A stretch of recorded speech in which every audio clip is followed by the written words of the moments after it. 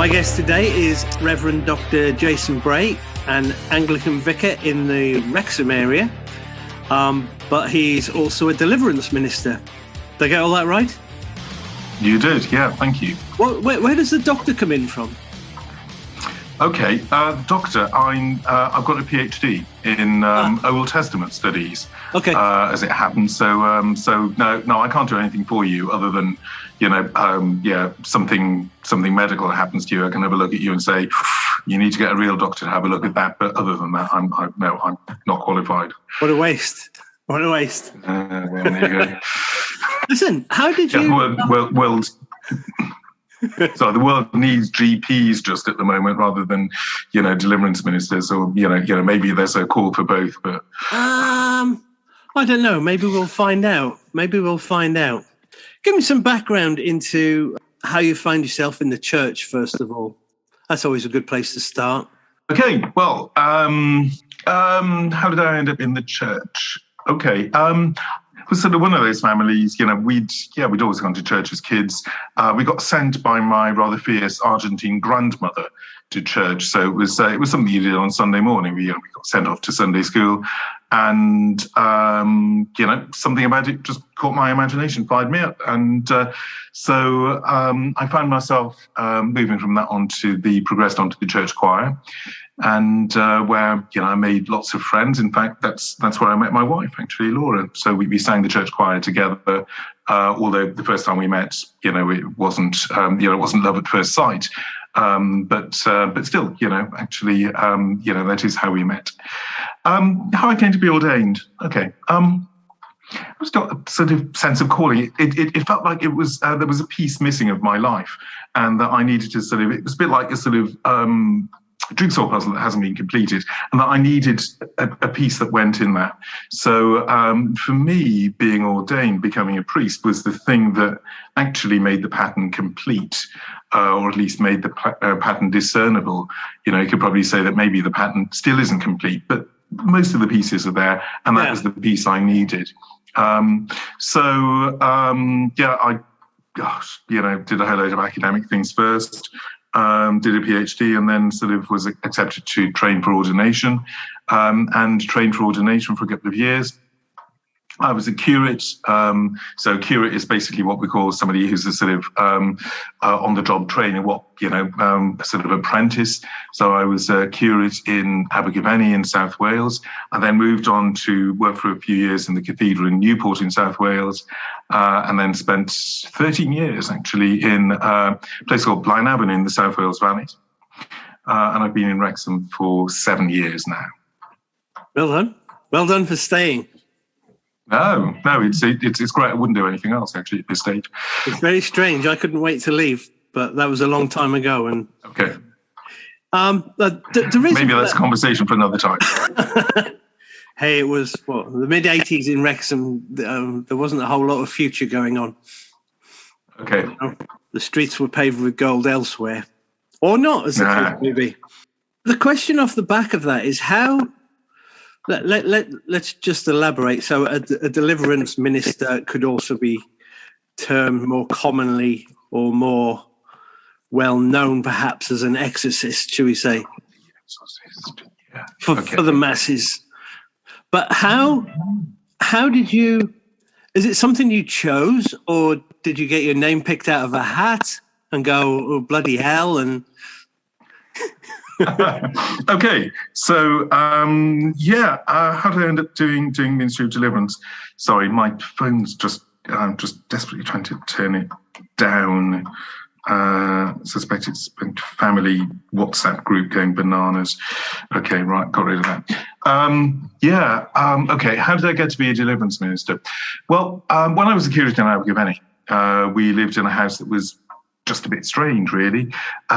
Curates basically get, actually all clergy get dumped in a house somewhere, and you get the house that goes with the job. If you're a curate, obviously you're the apprentice, and you just get the house that you're given. You don't get very much choice. And it was a sort of it was one of those council houses that had been bought by the previous occupants, and it was the sort of immediate post-war, built in 1946, 47, and it was extremely solidly built, actually. As I discovered, I tried to put up a load of shelves and discovered that the drill bit had actually melted because the brick was so hard. Even a masonry drill bit wasn't going into this at all. So really solid house. And it was, and the house was cold. So we arrived and the house was cold. And it was January, and you think, actually, it's going to be cold. My predecessor, the previous curate, had moved out, about 9 months before. And so, nobody lived in the house. The heating had been on. It was cold. Fair enough. Okay. So, the parishioners very kindly actually decorated it for us. So they'd had the heating on then, and we moved in end of June, basically. And it was still cold. And we thought, it's cold because it's just a cold house. And so while we were there, our first son was born. He was born in September. And so the house was still cold. And then we went into the window of the house. It was always cold in the house. There are a whole load of sort of slightly weird things about the house that if you sat on the stairs, there was a draft. And it was the days when, you didn't have roving phones or something like that. It was physically plugged into the wall. Yep. The sort of world that most youngsters these days can't possibly, can't conceivably imagine. Yep. But, you had to go to the phone and you had to pick it up there. And the obvious place to sit was at the bottom of the stairs. And you'd sit there and with this whopping great draft that always came down the stairs. We thought we need to do something about this. So the traditional way of finding out where the draft is coming in is to go around with the candle. So went around the whole of the house. There was no draft coming in. Nowhere. The loft was sealed. The central. The UPVC. Sort of double glazed things, double glazed windows. Nothing was, there was no column of air in there. But when you sat at the bottom of the stairs, there was a draft coming down the stairs rather than going up. Anyway, whatever. Yep. My mother made a whole load of curtains just to sort of stop the draft going in. Front door, maybe it was the front door. We weren't convinced. And the house just stayed cold. Went into the winter, it stayed cold. The house was always cold. We bled the radiators. Yeah, actually, one of the radiators needed bleeding, and it was still cold. And the coldest room was our son's room. So it's a sort of standard three-bedroom semi. One of them was, one of the bedrooms was above the front door, 2 external walls, and that was his room. It was decorated for him. And it was a really nice room, actually. But it was always cold in there. It was colder in there than it was anywhere else. The radiator worked. So we just continued living in this cold house. And a couple of things happened sort of the following summer, really. So Tom's room was always cold. It was always colder by the door where his cot was rather than away from the door, which was odd. I went away for a couple of days and I came back and my wife said, actually, it was awful. I don't know what it was like. I don't know what was going on, but it was icy by his cot. So I had to go and, basically get him into bed with me because it was just so cold. Now, this was July, and I don't know what's going on with this house. And around the same sort of time, I had a really strange experience. So I'd been to, sort of reading in bed, got up, thought, I'll just get the loo first, and then I'll settle down for the night. Got up, went to the loo, standing there holding the bathroom door. And it felt like I sort of almost saw somebody standing on the other side of the door. And guy about my height, was definitely a bloke, grey eyes. I could see sort of grey eyes, and what looked like a sort of sunburst mask, like this sort of wooden mask with these sort of eye slits in it, staring straight at me, with a sort of appraisal, hostility, whatever. Really frightening experience. Opened the door, nothing there. Dived under the covers, and Laura, my wife, said, what's going on with you? You look like you've seen a ghost. And I said, I haven't actually seen anything, but there's something going on here. So I spoke to my boss. So I was the curate, basically the apprentice. The vicar's the guy in charge. So a guy called Jeremy, and it was a couple of nights later, and I said something really weird going on in the house. And to be fair to him, he took me seriously. So he didn't say, "You're making it up. You tried bleeding the radiators. We had the boiler service, all that sort of thing." He said, "No, that's fine. Yeah, I'll come round."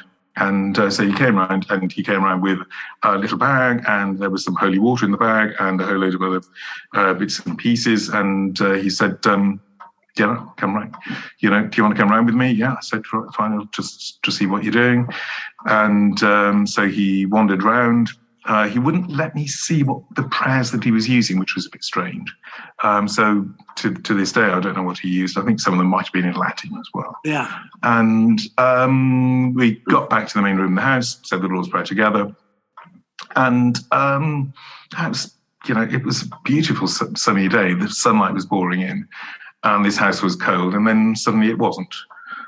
And, it was like, it was as it should have been. So this was, July. We'd got the heating on full blast. Had to turn the heating off. The thermostat was then turned down pretty much all the way. Tom's room, was sort of sweetness and light, perfectly, sort of light and sunny and warm. And there was no draft on the stairs anymore. So I thought, well, actually, there's probably something to this. I was chatting to one of the church wardens. So they're the people who sort of, senior lay people, the senior, ordinary parishioners who go to church. And he said, "Do you like living in the house?" I said, "Yeah, it's fine." Now, I don't know whether he knew anything that was going on. I would have been surprised if the vicar had told him, but it was just maybe a random conversation. He said, "Okay, yeah." He said, "Interesting houses, those." There had been there was a Roman road that led out of town. And he said, "Well, actually, they disturbed some Roman graves as they built some of those houses up there." So he said, "Interesting history." And I've always wondered whether something had been disturbed by actually, the sort of, graves had been disturbed or something like that. But it did seem quite strange. And whatever it was, he was targeting, sort of my son. And in a sense, having that experience and sort of thinking, actually, we can do something about this. I sort of slowly got into the ministry of Deliverance because that's most of what we do. Most of what we do is actually dealing with effectively haunted houses and people who see stuff. Yeah. Rather than you describe me as the Exorcist. Yeah, technically, we might actually be called on to do that, but that happens vanishingly rarely. I can talk about that if you want as well. Yeah. Well, but by and large, most of the time we end up going around basically splashing holy water on people's houses, saying some prayers, and most of the time, peace, calm, warmth, light is restored. But let me dig into how long ago. I mean, how old is Tom now? Tom's 24. Okay, so 24 years ago, 22, 23 years ago. Are you able to? How can I word this correctly? How do you? I was going to ask you how the church perceives ghostly spirits, but that's too general, I think, because even though you're in the church and there are millions of people who are, you are still individual human beings who have nuances. So were you able to, was the Jason Bray before the church able to put a slant on it, or did you come at it from a Christian angle? Well, where does it kind of, and I'm talking, all that time ago, you may feel differently now. Is that a reasonable question? Yeah, I'm fairly skeptical, to be honest. I'm somebody who's questioned everything, despite the fact that I'm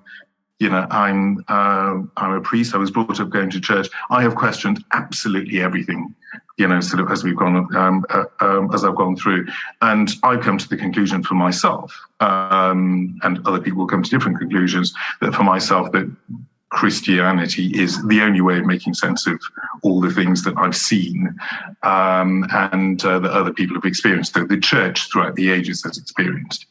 So in a sense, I've sort of, I've questioned the whole thing. So, but it was only because of my own experience of actually sort of living in a house that was absolutely freezing for no apparent reason and dark, as it transpired. And then actually somebody coming and saying prayers and inviting God to deal with whatever it was affecting the house. That's meant that that I'm perfectly happy to do this. However, how this works through in terms of sort of theology, if you like, which is the sort of nuts and bolts of what Christians believe, I've got no idea. And so, sort of what on earth was going on in terms of sort of Christian belief with this sort of thing? Well, you could say, God, Christ is more powerful than anything else that's out there. However, that doesn't deal with the ghost stuff. Yeah. And you probably also find that I would say that the Catholic Church, the Catholic end of it, is more inclined, but maybe that's just a cultural thing. I mean, you have Argentine roots, which are a little bit more supernaturally inclined, shall we say, than English roots. You'd be surprised. Yeah, my family were Anglo-Argentine, so yes, I describe my grandmother as being a sort of fierce Argentine lady, and she was actually. She was staunchly Argentine, terribly Argentine, but her parents had both been. Her parents were of Irish extraction. They'd gone out from Ireland and from Scotland as toddlers. So she was as Argentine as you come, but she was, sort of still very much of a sort of Celtic stock. Yeah. Actually, it's a bit like the Pope. Actually, if you think about the Pope, he's Argentine, but his parents were Italian, so she was as Argentine as the Pope is. Yeah, I guess. So yeah. So as you move along from there, what are we? 24 years ago is 19. What are we talking about? 1997. It was 90. It would have been 1998. Yeah. Okay. And your adventures in the ghost trade, as it were, began then? Effectively, yeah. Just ballparky. I mean, how many cases a year? How many? Is it right? Okay. We do about a dozen a year. So one a month. Yeah, except it doesn't work out at one a month. Yeah. You will do four in about 2 weeks, and then there'll be nothing. Forever. It's a bit like sort of in the lockdown, 2020. Yeah. We did one going into the lockdown. An amazing lack of ghosts in lockdown. Yeah, and but other parts of the country, people were, sort of saying that it was a huge number of, sort of ghosts and, sort of lots of people were experiencing all sorts of stuff, during that long lockdown. For us in this diocese, and we're all based in, so this is the diocesan team that I head up, there were none.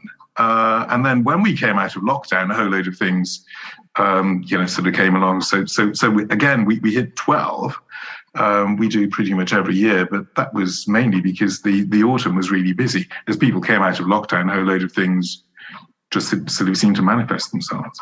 But other people were saying actually during the long lockdown when people were at home, they were experiencing all sorts of things, but we didn't. Quite simply. It's just a bit odd. That's still a fair. I mean, 24 times 12 is something like 300 cases across. Yeah, I've probably not done that many. It took me a while to sort of get into the swing of it. But oh gosh, so I've been here 7 years, and okay, so that's about sort of 15 years.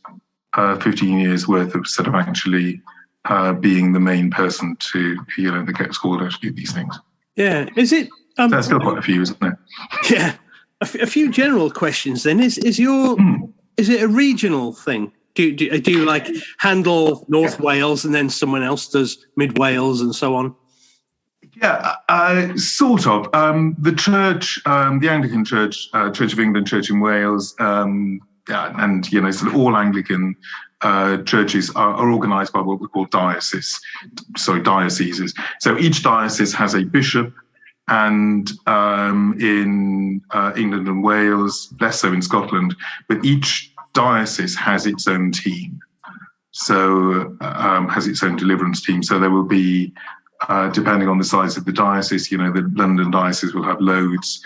We've got 6 deliverance ministers in the diocese of St Asaph.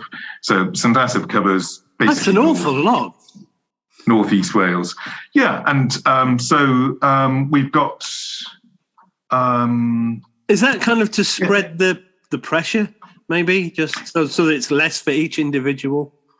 Yeah, effectively, and also, people express an interest, and we're to some extent always looking for somebody else to do it. We try to go out on cases together, so we would usually try to take 2 people.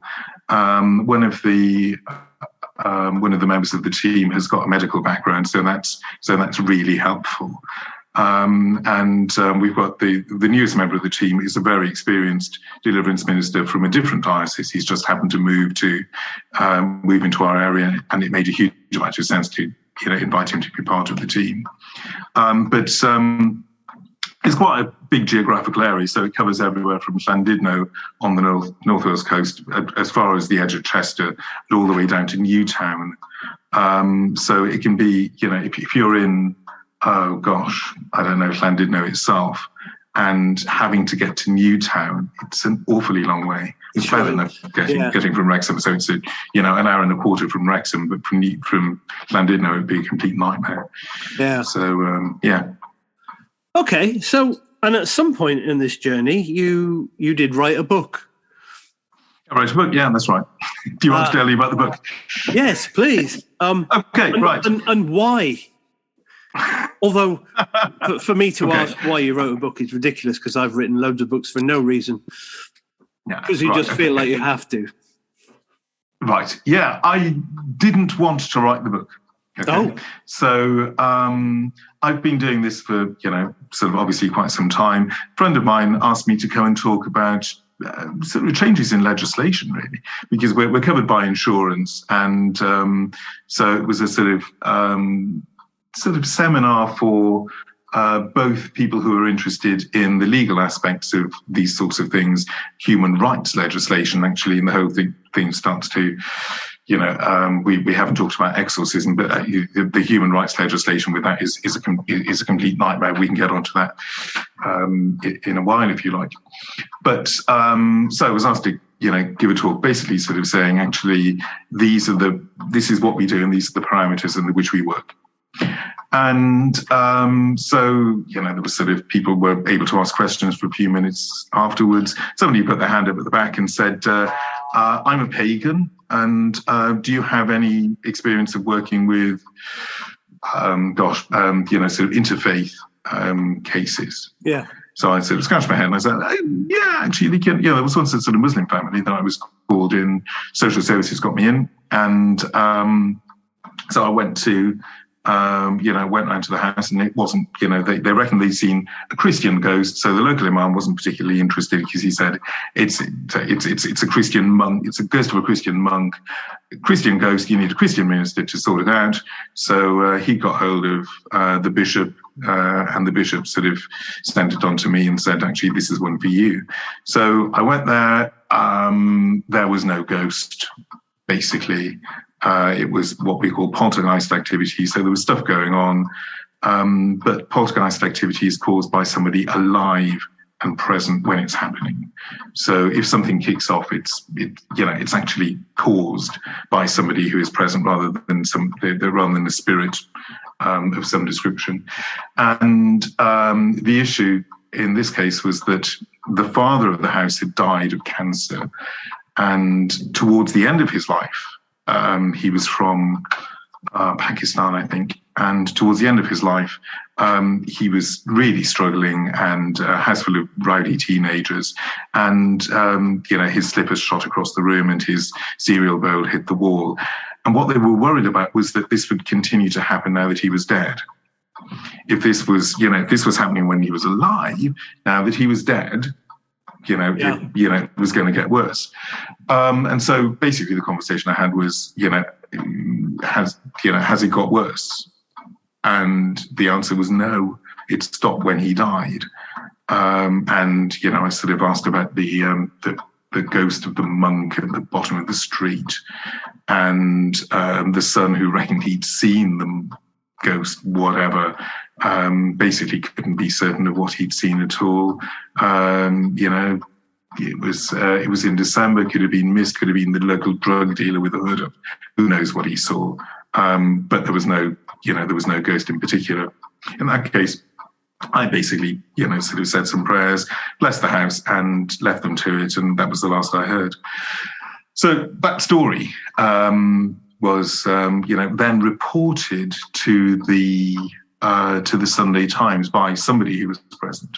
So you can get this sort of, thanks very much, Sunday Times. So thanks very much, except that it was much more exciting when they told it. So there was sort of, there was sex involved and a whole load of other things. What on earth? The story we got is that you refused to perform an exorcism because you were worried that she might be ritually sexually abused. What? Where on earth did you get that from? So, what is your story? This is what we're going to publish about you. Brilliant technique. And so I sort of basically said, well, actually, this is what happened. And then I realized that I'd given a full frank interview, and then panicked slightly, like you do. You kind of expect more from the Sunday Times, though. Yeah, maybe you do. Anyway, but he said, look, it'll be fine. The Theresa May's government was falling apart at the time. Again, if you can remember those glorious days, every one week, one crisis. So Brexit was not being done, and he said nobody would be interested in your thing. They're much more interested in the government falling apart. And I'd spoken to the bishop as well, and he said, this sort of thing happens. Don't worry about it. It'll be fine. So it was page 3 of the Sunday Times, and the following day it was in the Mail and the Sun and the Mirror and the Star. Apparently, this sort of, I've actually been in the Daily Star, and a whole load, pretty much every news outlet that you can imagine, other than the Guardian. Which of course meant that the clergy never read it because it wasn't in the Guardian, and most clergy read the Guardian for some reason. So, it was so, gosh. So I was just sort of really embarrassed on it, and that Monday morning, the phone kept ringing, and there were sort of people, this is the BBC Asian service. Can we talk to you about this? And well, actually, there's not really very much of a story, and somebody wanted me to comment on the existence or non-existence of the Loch Ness Monster. Great, thank you. And then in amongst all these things, some guy rang up and said, I'm a literary agent from London. Would you like to write a book? And the answer was no, I don't. I don't want to write a book. And so he basically talked me into it.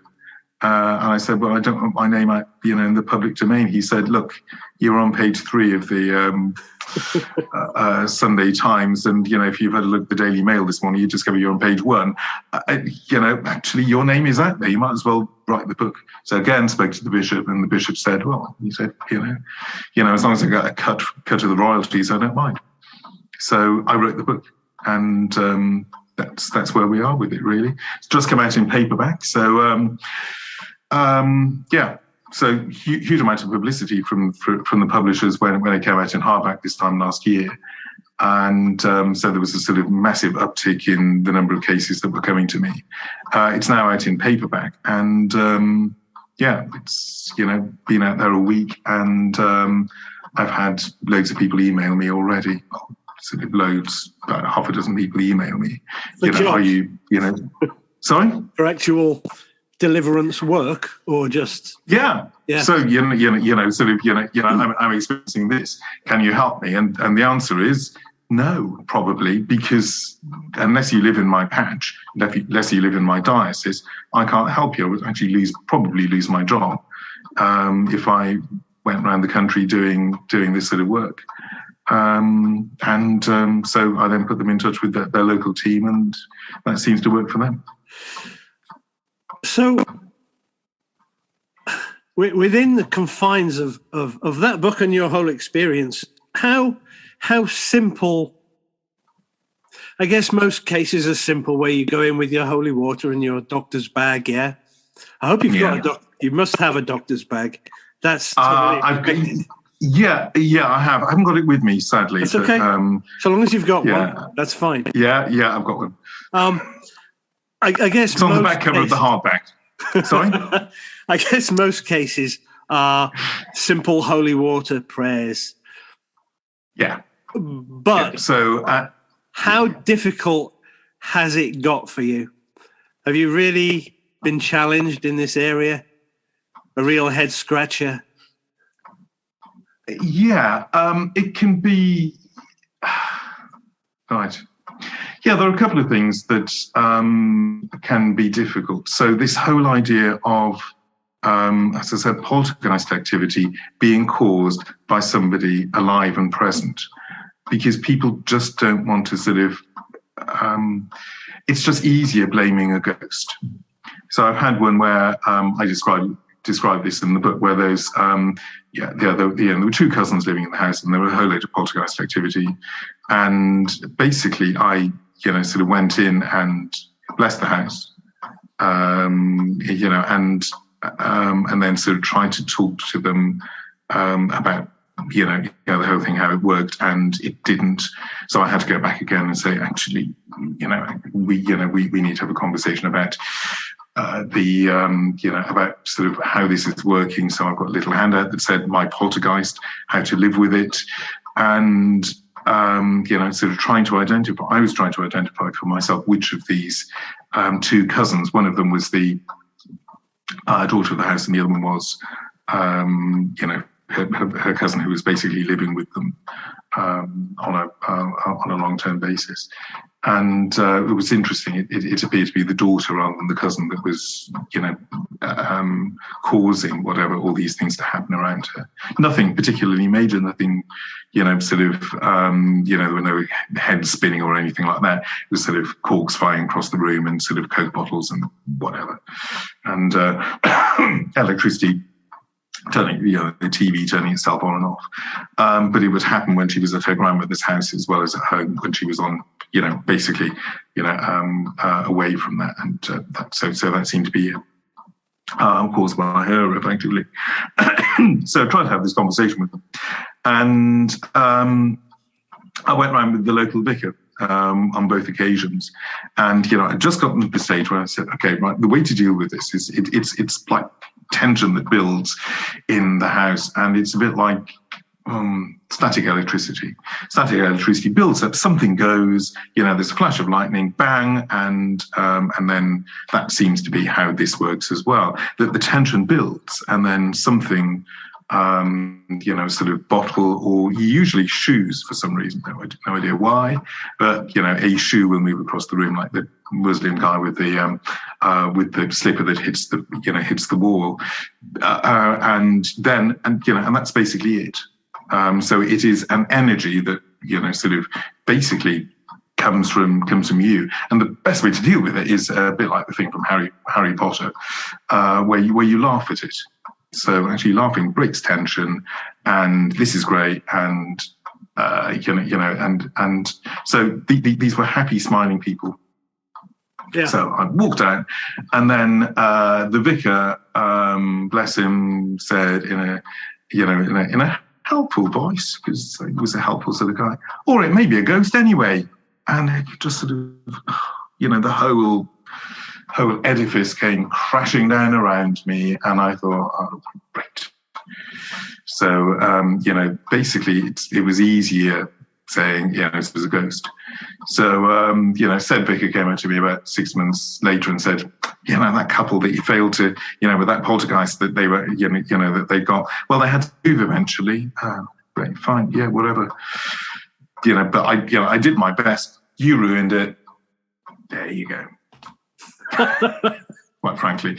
And but they were not going to effectively accept the fact that it was them. And I've had sort of people, sort of since then as well saying, I don't like the idea that this is me doing this.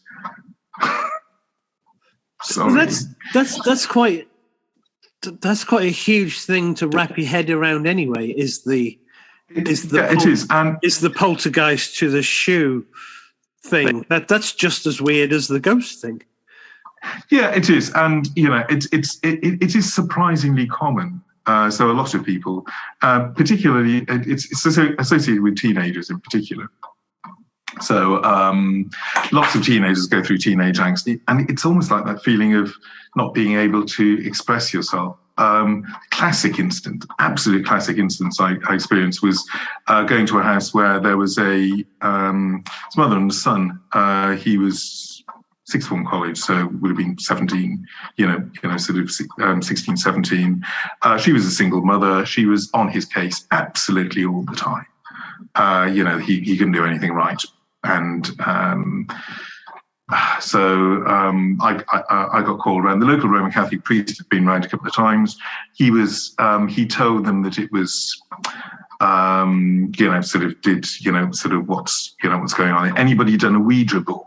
So she asked around, and her brother had some stage played with the Ouija board, and so the Catholic priest was convinced that this is what was going on, that somehow her brother had loosed a spirit that he brought with him from the Ouija board into the house. Okay, so I'm not convinced that Ouija boards work in that way. It's a parlor game, and if you blindfold people, apparently it doesn't work at all. However, because of the Exorcist films, it's Exorcist film, it's become a sort of symbol of the paranormal. Anyway, don't get me on that. But we can get onto that. That's good stuff. Yeah. Okay. Yeah. But quite clearly, you sort of walked in the house. You could almost feel the tension. And she'd called. The Catholic priest had been around several times, and she wasn't getting anywhere with him. And her vase broke, so that she was giving her son hell. He was standing at the top of the stairs, taking it, presumably. Her vase, the most precious thing that she got, which was an heirloom from her mother, exploded into 1,000 pieces or whatever behind her. And she freaked and, sort of called. I'm not entirely sure who she was trying to get hold of, but she got hold of me, and I said, "It's all right, I'll come round and try and sort it out." And quite clearly, that was him doing that. That tension had just built and built and built and built, and then it sort of almost earthed itself on the physical object behind her. So it wasn't, there wasn't an external spirit. It wasn't something that had been brought in by a Ouija board. It wasn't a sort of, anything other than the tension that was building up between them. It's an interesting way to go, because there's absolutely so far as I know, no scientific research behind, from the science angle, the ghost thing is easier. Because and it is a really strange thing. But as I said, people have described it repeatedly. Occasionally, people will show me footage of something that's happened. So there was one where they sort of look, my necklace is moving. Yeah, I can see it's moving. Actually, I've got 5 minutes of this. Okay, I don't really want to watch 5 minutes of your necklace moving. Let's find out why it's moving, rather than, I perfectly believe the fact that this is happening, because loads and loads of people have told me independently stories about effectively this sort of thing happening. Shoes, as I said, classic It's always shoes. There's always shoes lying around. They're not very heavy, right? Always shoes lying around. Yeah, they're yeah, but sort of, it's almost like suddenly out of bed, knobs and broomsticks, where the shoes start moving on their own. I mean, you have to get a book off the shelf before you can move it. Yeah. Whereas your shoes are, your shoes are just lying there. And, that does seem to be a sort of thing that happens. As I said, surprisingly common. Sometimes it can be, because a row has happened in the house. Sometimes it can be people who are going through some sort of unexpressed trauma. It can sometimes be associated with people who are, the beginnings of Alzheimer's or something like that. That's another thing that where people begin to experience this sort of slightly weird energies happening around them. So very common in nursing homes. Yeah. So most people who live in nursing homes will have, who work in nursing homes or, residential homes will have some sort of story about this sort of thing happening. But with regards to me calling you and people like you an exorcist as such, demonic possession doesn't seem to be a thing in the world. It's a very Hollywood thing, and it's a great book, and I'm all in. But I had a look, I researched, and I'm not finding many actual cases as such. Yeah, and so for us, maybe demons have better things to do. Well, yeah. So for us, it's a sort of almost like a theoretical possibility. We learn about these things. So you get sent on training courses. One of the things that I did as part of my initial training for, to be a priest was to spend quite a lot of time in a psychiatric hospital, sort of working on the ward there, and also in a special needs school, and sort of working through some of these, some of these issues. But I know what to look out for. In terms of sort of mental health issues and psychosis, and to some extent psychology as well. So you might say that, sometimes poltergeist activity is extreme psychology. Basically people spook themselves out. Sometimes that can work too. So possession seems to be. We learn that there are three classic things that you're looking for. So if somebody is genuinely possessed, and presumably this is based on some sort of experience, they will know things that they shouldn't know. So they will often know things about you. So, things about your past, your sordid past, things that you don't particularly want people to know. So that's one thing you're looking for, or not looking for, as the case may be. Yeah. The other thing is, the other two things are preternatural strength. So if somebody can basically throw a board, dining room table at you, that might be a sign as well. And the third thing is ability to speak foreign languages that they haven't studied. So often slightly weird things like, dialectic Arabic or Latin or whatever. And if you've got a little old lady who, you walk in and she tells you, whose bed you slept in last night by mistake. She then throws the table at you, shouting at the top of her voice in street Latin. Maybe she's possessed. However, other than that, not much maybe about it in that instance. I don't think. Not much maybe about it. At that point, you do start reaching for your holy water. Technically, we're supposed to contact the bishop first, get permission to do this. But and the chances are that if somebody's exhibiting those symptoms, they will be in psychiatric hospital. Yeah. So because the chances are you're not going to be out in the real world for very long if this sort of thing is happening around you. But do those things actually happen? Is the point.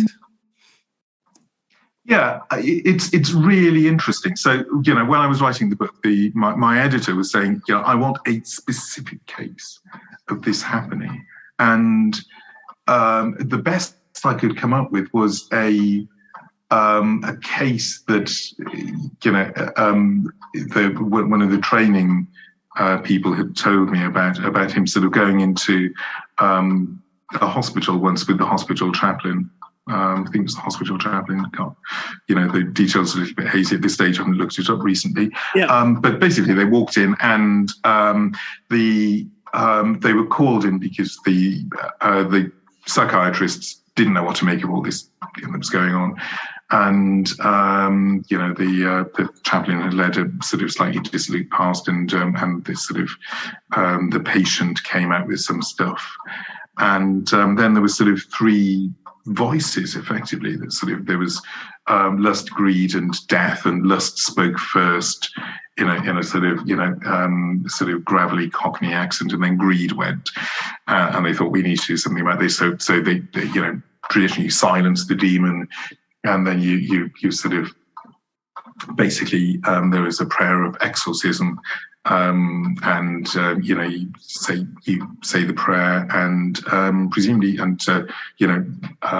it works. And in this case, she went into a fit. She sort of blacked out, came round, and was fine.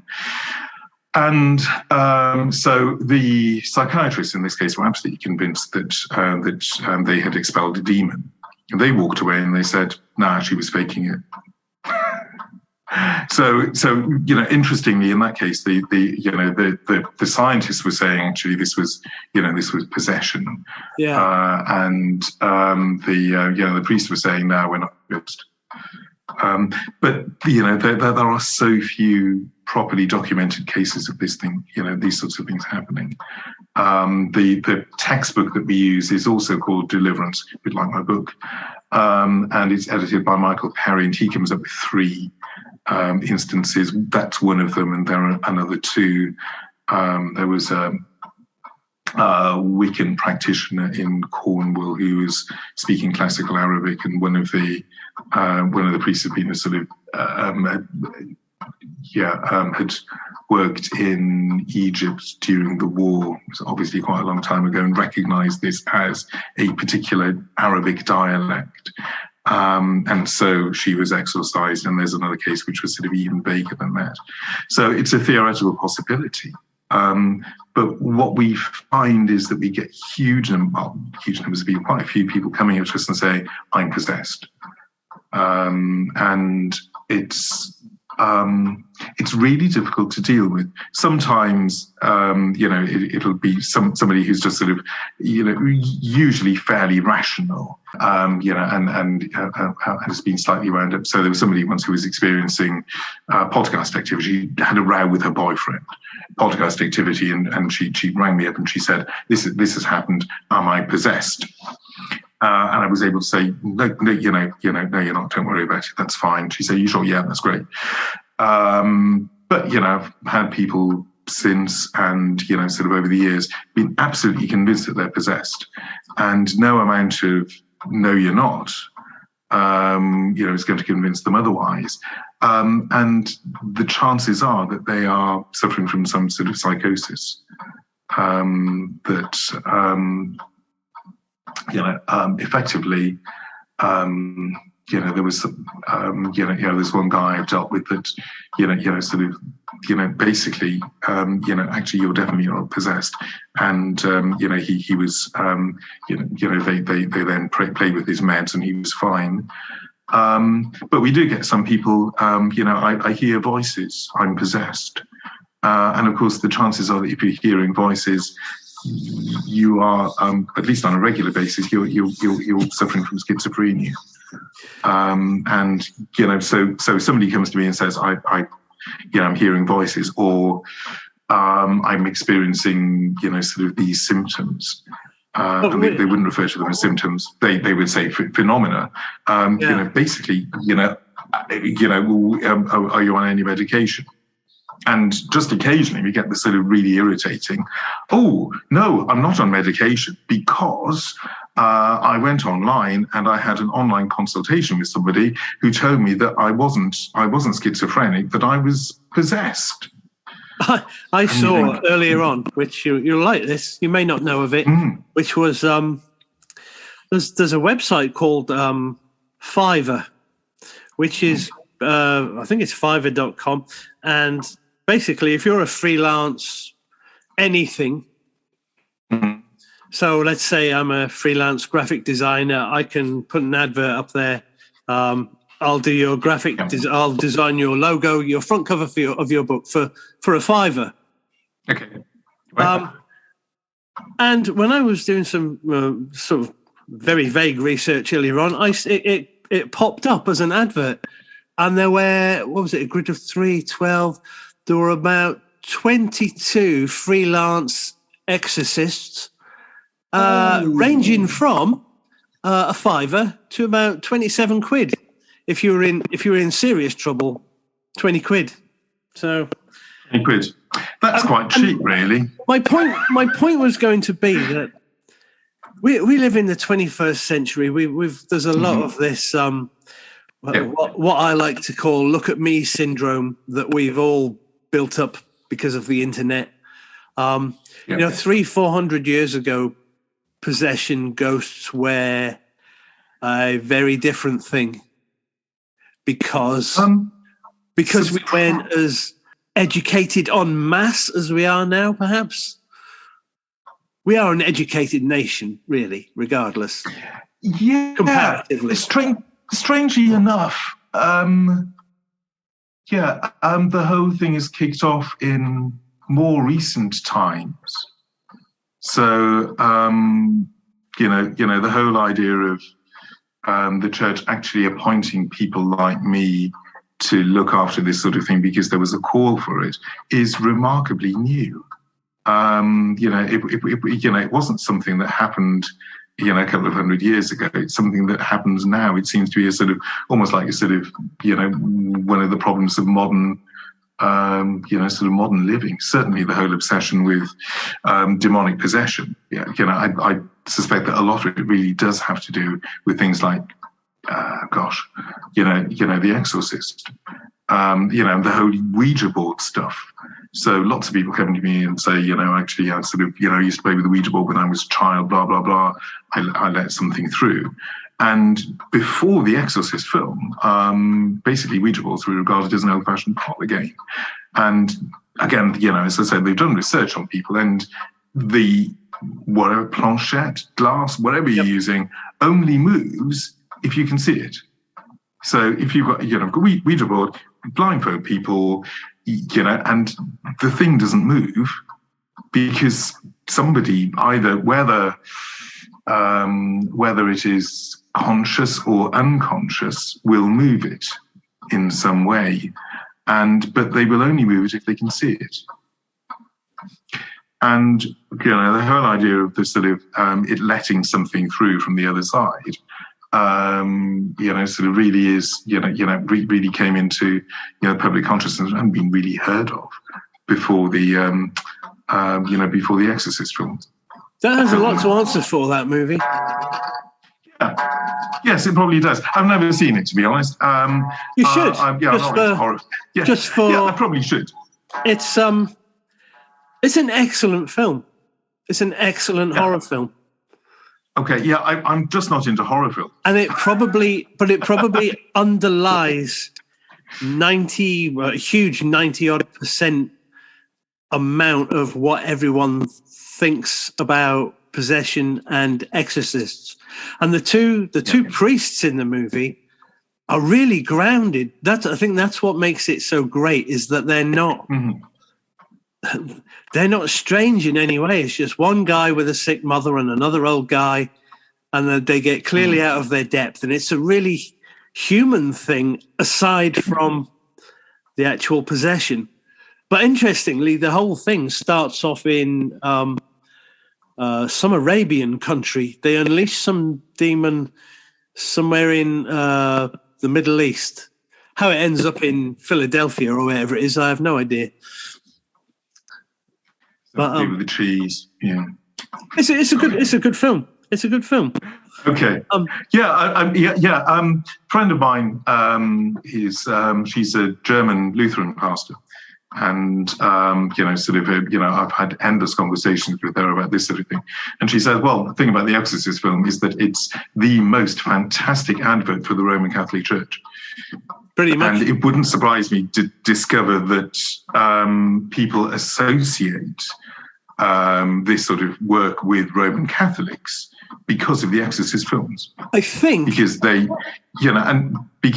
sorry, go on. I was going to say I might have to check this, but I'm pretty sure that the older priest in the movie is a priest.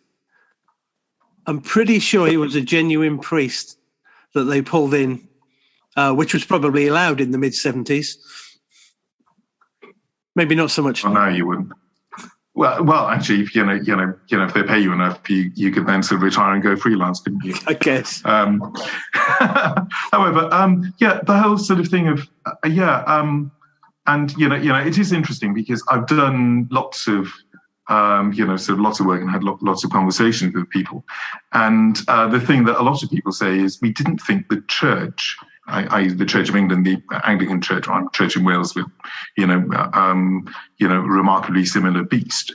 But we didn't think the Church of England did this sort of thing. We didn't think it approved of ghosts, which is really interesting. Well, why wouldn't And a friend of mine from school got in touch with me the other day and said, I just wanted to say how much I enjoyed your book. It's great that the church is finally taking this seriously.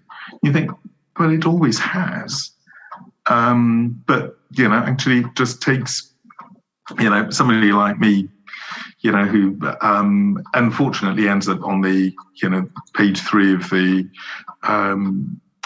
Sunday Times, and then some literary agent does a hard sell on me to actually get some of this story out there. But by the same token, you could equally find a priest, vicar, bishop who didn't believe in ghosts, I'm sure. Yeah, you probably could actually. I'm sure you can find lots of priests, vicars, bishops that don't believe in God as well. So, good point. Sorry. And yet, that's so. Mildly flippant there, but no. But at some point, I guess it's a long time to keep up your faith, and you're knee deep in your job, right? I can see how that might happen. Yeah, I know priests who've basically lost their faith and find themselves, in a position where they can't do anything else. I've been doing, I've been doing this for 25 years really. And what would I do if I wasn't doing this? Well, I could retrain as a teacher or something like that, or I could, I've got a sort of faint academic background. Maybe I could sort of go and, go and teach theology or something like that. But what would you do, if you lost your faith? And, people, priests, vicars, bishops do lose their faith. But they just carry on doing what they're doing because they can't do anything else and just count down the years until they claim their pension. And I guess it's a relatively easy thing to keep faking once you've done it for 20 years, if you need to. It probably is. Well, Well, I suppose in a sense you're not really faking. You're just going through the motions. Yeah. Yeah, sort of just because you don't believe in something, it's a bit like being an actor, I suppose. Our actors faking it. Well, they're not really faking it. They're just actually doing what is expected of them to do. But it is really sad, from my perspective, because my faith is actually very strong. To see people actually, lose their faith and just sort of get into a state where. I just can't do anything else. Does your faith form the? You don't seem fazed by anything you've supernaturally come across. Not really. Have you had your moments? I've been in situations where I have felt threatened, but that has been mainly because I've been alone with somebody who is clearly not really functioning properly and is very agitated. So that can be, actually really quite frightening and really quite threatening. The spiritual stuff doesn't bother me at all. The whole, the ghost stuff doesn't bother me. Although once I walked into a bedroom and sort of almost, again had the impression of somebody, somebody sitting actually, sort of in my bedroom, which was not terribly pleasant. But that sort of thing doesn't faze me, and certainly doesn't shake my faith. But somebody basically, one stage it was a conspiracy theorist who was basically ranting at me about something. Yeah. I just sort of stood there and thought, I'm on my own with this guy. This is actually quite threatening. And eventually he stopped and he said, I feel so much better now. I was, oh, great, yeah, wonderful. And I feel way worse. But in that case, huge amounts of sort of, he was expending a huge amount of energy just ranting at me about, he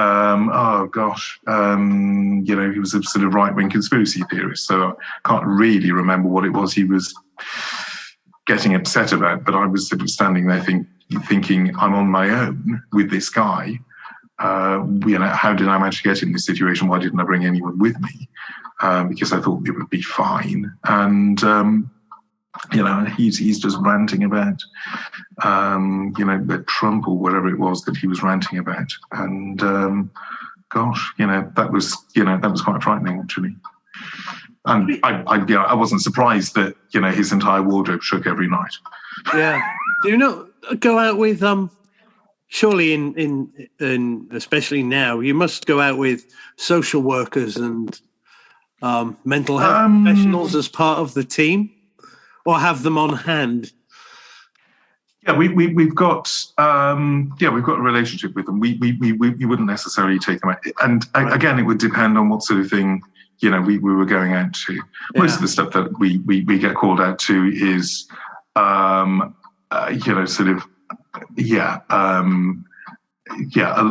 poltergeist activities of sort of people who, just sort of have freaked themselves out for whatever reason.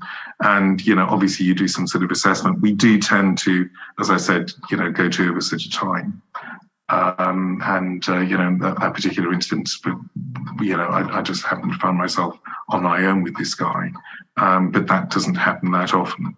I think I've been stood up by, sort of whoever it was supposed to be coming out with me. We do try to protect ourselves, but we don't routinely go out with other professionals because, a lot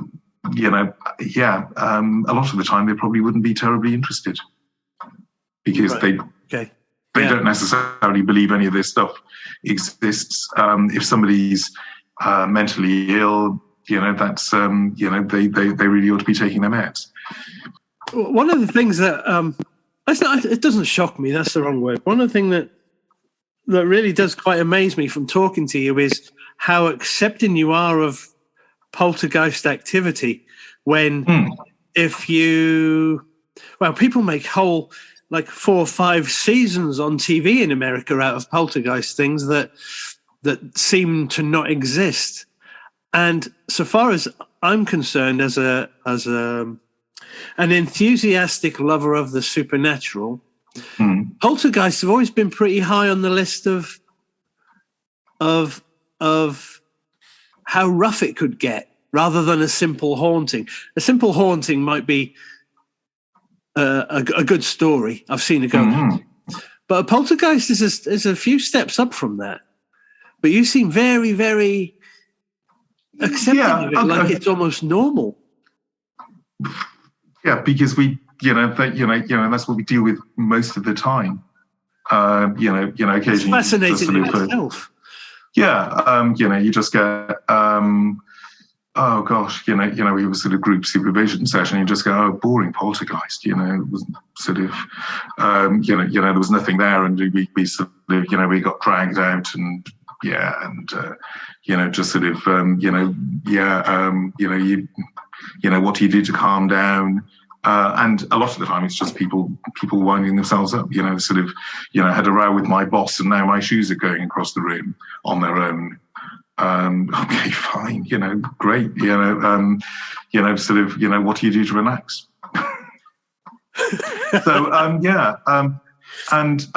But poltergeist activity can also be associated with hauntings, if you like. I think that's probably a reaction to that energy. So people get frightened by hauntings, and then actually, sort of something might happen around that. So one of the things we try to do is to sort of work out whether it's just a normal boring poltergeist or whether there is something else going on. And sometimes there might be. So you then deal with the other thing. So the case with the jealous cousins, I wasn't totally sure that it was just a boring poltergeist. Poltergeist activity. Poltergeist doesn't exist as an entity in its own right. Because they were reporting a load of cold spots and goodness knows what in the house, the fact they got a little Yorkshire Terrier that trotted around the house with me told me most of what I needed to know, because dogs are quite good at picking this sort of stuff up. So if the dog was trotting up and down the house, there was nothing there. It's a cold spot. No, actually, it's probably because that's the you've got a skylight immediately above it. And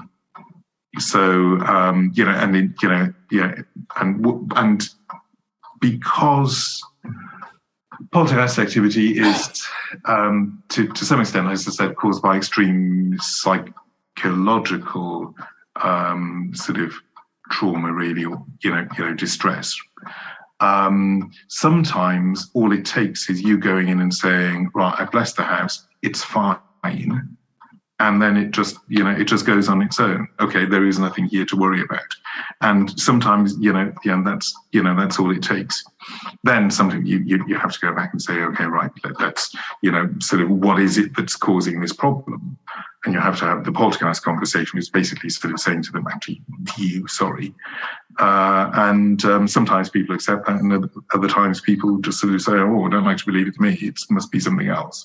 Are you sure it's not Auntie Brenda come back to, because she was, whatever. And that's when it starts to, it doesn't kick off. It just gets to the stage where you think, actually, there must be a way of breaking this cycle.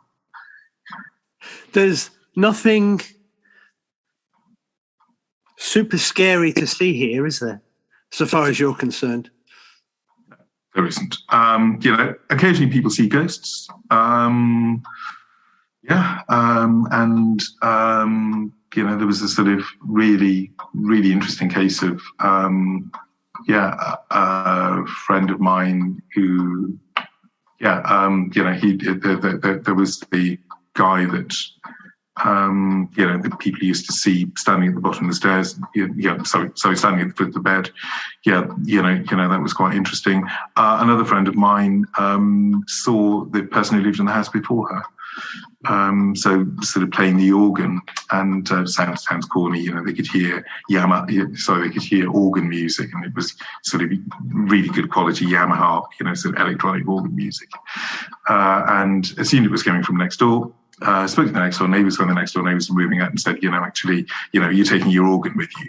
What organ? We could hear organ music. We assumed it was you. Oh, it was. No, it's not us. But strange enough, it was the old lady who used to live in your house. She in the dim and distant past had been the theatre organist down at the cinema in town. So okay, what's going on here? And then my friend Lucy saw an old lady coming down the stairs wearing a nightie, except it was a pink nylon nightie. To sort of, sort of coming down the stairs towards her, and she screamed, and the old lady disappeared before she. And I said, "Are you sure you're not making it up?" She's like, "If I was making it up, she wouldn't have been wearing a pink nylon nightie, would she?" Yeah. Okay, fine. So in that case, we sort of left the house, and the house was fine. But that was sort of, effectively that was a sort of proper haunting, if you like. Sometimes again, a third-hand story rather than you telling it to me, which is how. Sorry? But again, it's a third-hand story, maybe even a fourth-hand story if you include the neighbours. Yeah. Okay. So, in a sense, my own experience has been, exceedingly limited. I do. And I've noticed this more recently because I actually noticed it on one occasion. I thought, actually, this is a bit strange.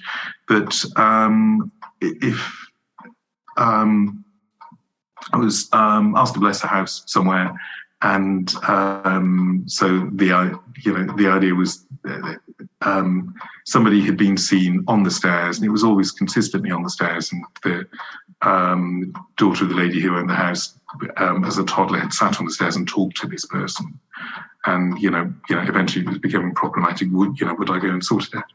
And as I walked along the upstairs corridor, sort of walked along beforehand, and could feel the fact that I couldn't breathe as I was walking down the corridor, walking down the passage, whatever. And so just this sort of tightness of breath. 2 paces on, it was fine. I sort of turned, actually, that was really strange. So then did it again, and the same thing happened. So again, sort of ritual blessing the house in that case. Was that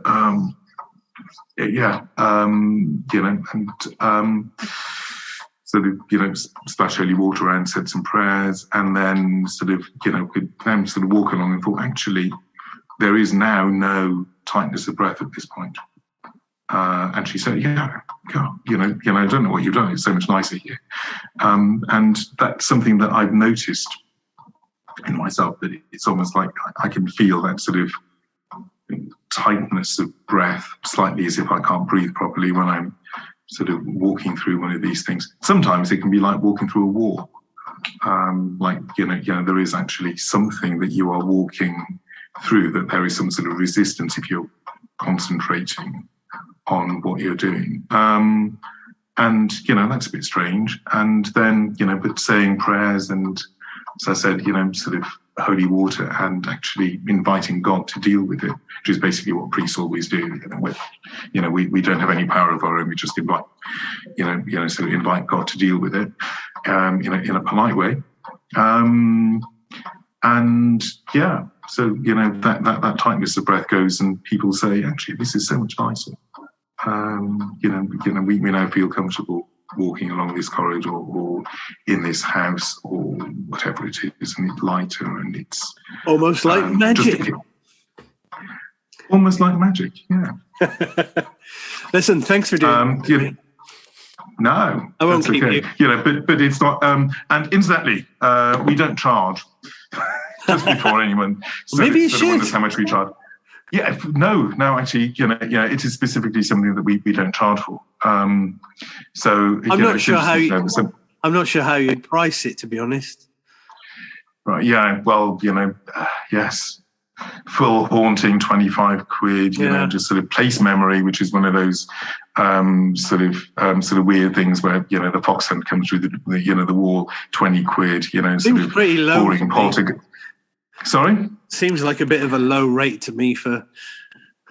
Well, actually, boring poltergeist would be 50 quid because, as far as we're concerned, it's pretty much a waste of time. So, but yeah. Being as you brought it up first, Loch Ness Monster,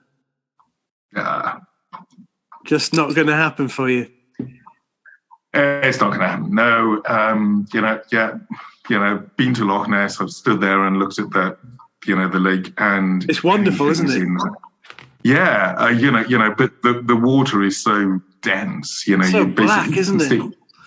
Yeah, you can stick your hand in it. You can basically lose your hand, and it's cold and it's black. It's gosh.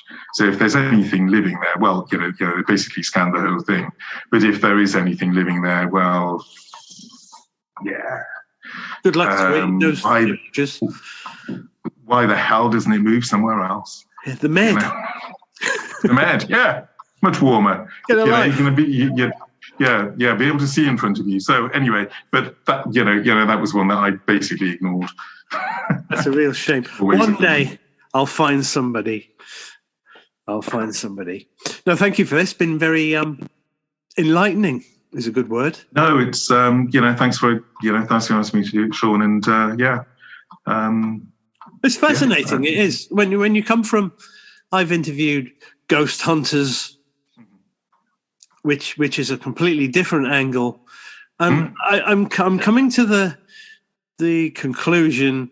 I'm getting a bit X-Files about it all. With I want to believe, but the more people I talk to, the worse it gets for me as a believer. Okay. If that makes sense. But I'm hanging on in there.